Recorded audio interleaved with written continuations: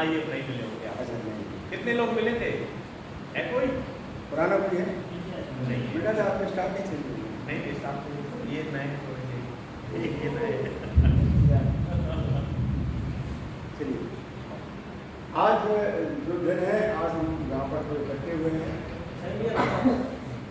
इसकी वजह यही है कि मतलब हम चाहते हैं कि देश शहीदों को न भूले। मैं जो अभियान है ये पिछले 2010 से चला रहा हूँ और उसके पहले से भी चलाता था, लेकिन 2010 से पर मैंने इस पर एक एक्शन लेकर तो भाई न भूले देश शहीदों को, इससे मैंने शुरू किया। और हमारा पहला नाटक था वो था जलियांवाला बाग, बच्चों के साथ किया था मैंने।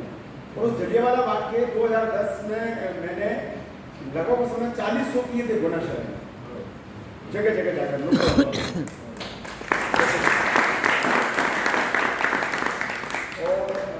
छोटा सा करेक्शन करते थे कि भाई अगर किसी को ये अच्छा लगा तो आप हमको कुछ देना चाहो तो मैं उस समय भारतीय जनता से उपकार से जुड़ा हुआ था, तो बच्चों की एक छोटी सी बाल एकता बनाई थी, उसको लेकर मैंने काम किया।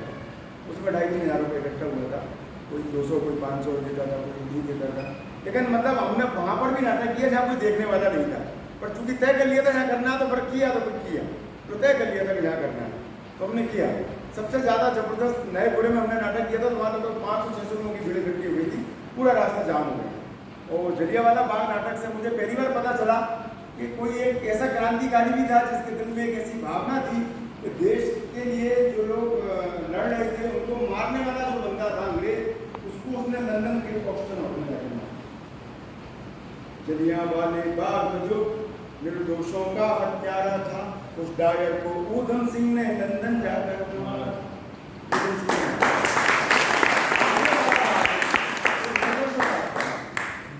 और मुझे दुख इस बात का है कि भारत की जो गुलामी रही वो दुनिया के तमाम देशों में सबसे ज्यादा रही, 90 साल।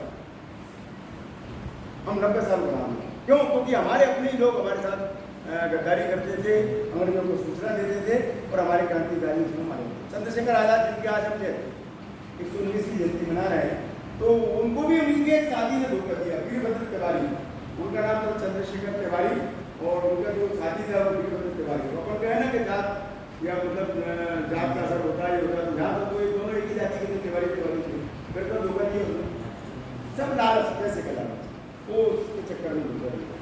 तो जो शहीदों का पूरा हम कहानी अब जानते नहीं है, धीरे धीरे सब भूलते जा रहे हैं, तो हमें आजकल की रील से याद रहती है। और ज़्यादातर रील्स तो मतलब मैं देखता हूँ मेरे मोबाइल में भी आती है, मैं फेसबुक चला रहा होता हूँ तो वहाँ से अचानक कोई लड़की आएगी वो मटकती हुई डांस करती हुई, आप उसको देखोगे तो उनके व्यूज़ होते हैं 1.9K, 2.9K, 5.9K। और कोई अच्छा काम है, किसी ने कुछ अच्छा बढ़िया काम किया, किसी ने पौधे लगाए, किसी ने पेड़ लगाया, किसी ने उसको बचा लिया, तो उसको मुश्किल से 2-5 लोग लाइक करते हैं, उसको देखते ही नहीं। ये रील्स में हम फंस गए और रियल भूल गए। तो मैं बस उसी कोशिश में लगा रहता हूँ, और उससे ज़्यादा मेरा कोई भूमिका नहीं है। पर आज एक नया काम भी शुरू करना था मुझे, मतलब चल तो लंबे समय से रहा, पर क्योंकि जाकिर भाई हमारे इतना मदद करते हैं यहाँ पर इंस्टीट्यूट में, मैं जब भी कहता हूँ तो मुझे मना नहीं करते कार्यक्रम करने के लिए। तो ये जो नीचे आते हैं ना, मेरे देश की धरती सोना हो गई, तो मुझे हिंदी ये गाना भी है। और मेरे देश में ऐसे बहुत सारे अच्छे लोग काम कर रहे हैं जो जगह जगह पर हैं, विभिन्न जगहों पर, शहर में भी है। तो मैं चाहता हूँ उन सबको एक मंच पर लाया जाए, उनका संवाद हो, उनसे उनको आपसे मिलाया जाए। की बात है कि आज मतलब 3 साथियों जिनको बुलाया था वो तीनों आ नहीं पाए। एक ब्यावरा से आना था, सुरजीत भाई है, वो खुशियों को उठला चलाते हैं। एक हमारे यहाँ पर प्रमोद भार्गव जी हैं जो मानव सेवा में इतना संलग्न है, वो भी कहीं ना कहीं किसी को कुछ न कुछ व्यवस्था बनाने में लगे हैं, वो नहीं आ पाए। और आज हमारे जागरूक ग्रुप से अमित तिवारी जी हैं, उनका शोरूम पे वो बैठते हैं, तो उनका साथी आज मतलब छुट्टी पर है, कहीं गए हुए, तो वो वहाँ फंस गए, तीनों लोग वहाँ फंस गए। एक मेरे साथी है जो वीडियो बना रहे हैं महाकाल कंप्यूटर सेंटर से, सतीश भाई, ये मेरे साथ में जुड़े हुए हैं। ये बेसिकली अपना खुद तो कोई इस तरह से कार्यक्रम नहीं करते, पर जो लोग कार्यक्रम कर रहे हैं उनके साथ खड़े होते हैं। अभी ऐसे मैंने वीडियो बनाया है, तो मैं वीडियो इसलिए बनवा लेता हूँ कि चलो कुछ नहीं तो रील नहीं तो मेरी रील देखो, आप कह रहा हूँ, अब देखे भले कोई नहीं, पर अपन बनवा लेते हैं, उससे ज़्यादा फर्क पड़ता नहीं, क्योंकि अपने को तो अपना भावना होती है। तो आज जो हम की बात कर रहे हैं, इसलिए कर रहे हैं कि वो 25 साल की उम्र में शहीद हो गए अपने ही एक शादी की गद्दारी के चलते। और वो नहीं, ऐसे भगत सिंह राम प्रसाद बिस्मिल के साथ भी हुई है, अशफाक उल्लाह खां के साथ भी हुई है।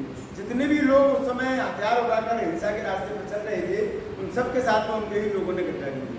और जो अहिंसा को लेकर गांधी जी चल रहे थे, उनके साथ भी मुखबिरी होती थी, पर चूंकि वो सीधा टकराव उनका सरकार से नहीं होता था, इसलिए वो बच जाते थे। हम कहते हैं ना गांधी में लाठी क्यों नहीं पड़ी, अरे वो सरकार से टकराते नहीं थे उस तरह से। अब आप बंदूक लेके जाओगे तो वो सामने वाला बंदूक नहीं मारा है। अभी मैं बंदूक लेके जाऊँ तो चारों को ठोक दूँ, तो फिर किसी को होगी तो वो मुझे ठोक ही देगा ना। और अगर वो पावर में तो उसके ज़्यादा आसान होता है। मैं तो ये कहता हूँ जलियांवाला बाग में जितने लोग मरे, लगभग 2-2,500 लोग वहाँ पर मर गए थे, और मारने वाले कौन थे? सब हिंदुस्तानी थे जो मार रहे थे उनको। और जो दे रहा था ऑर्डर माइकल ओडायर का, जो मतलब जो वहाँ पर मेयर था उसके जो जनरल डायर था, वो वहाँ पर मर रहा था, उसके निर्देश पर सब मार रहे थे। तो इतने सारे लोग 200-250 लोग जब वहाँ पर मार रहे थे, एक की भी बंदूक उधर नहीं घूमी, जो ऑर्डर दे रहा था, अरे उसी को ठोक देते, पलट के गुरु जी मार देते तो डायर वहीं मर जाता, ये खत्म हो जाता। लेकिन बताइए आप, लोग उस समय काय भी काम कर रहे थे? वेतन के लिए, वतन के लिए कोई काम नहीं कर रहा था। और दुख इस बात का है कि आज भी मैक्सिमम लोग वेतन के लिए काम कर रहे हैं, वतन के लिए कोई काम नहीं कर रहे, इसलिए समस्या खड़ी हो रही है। तो मतलब आज़ादी मिलने के बाद भी अगर हम वही खड़े हैं तो फिर क्या मतलब लेगा? पाकिस्तान बनने के बाद भी मुसलमानों से झगड़ा है, तो फिर पाकिस्तान क्या होगा?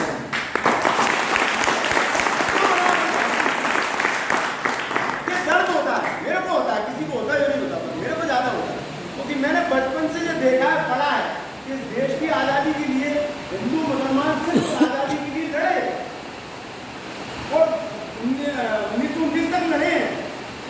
1919 का जो मैं जब इतिहास पढ़ रहा था, तो हिंदू मुस्लिम और सिर्फ तीनों मिलकर रैलियां निकालते थे अंग्रेजों के खिलाफ। तो अंग्रेज डर गए, उसने कहा क्या करें, तो डिवाइड एंड रूल, उन्होंने मुसलमानों को भगाया, उसमें से एक निकल आया मोहम्मद अली जिन्ना, उससे कहा कि बेटा तेरे को अच्छा देश मिल जाएगा, तू भी बन जा प्रधानमंत्री। पर कहाँ से कहानी शुरू होती है, तो फिर हमारे बीच में झगड़े शुरू हो जाते हैं। वो आज तक कर रहे हैं, तो रुकी नहीं है।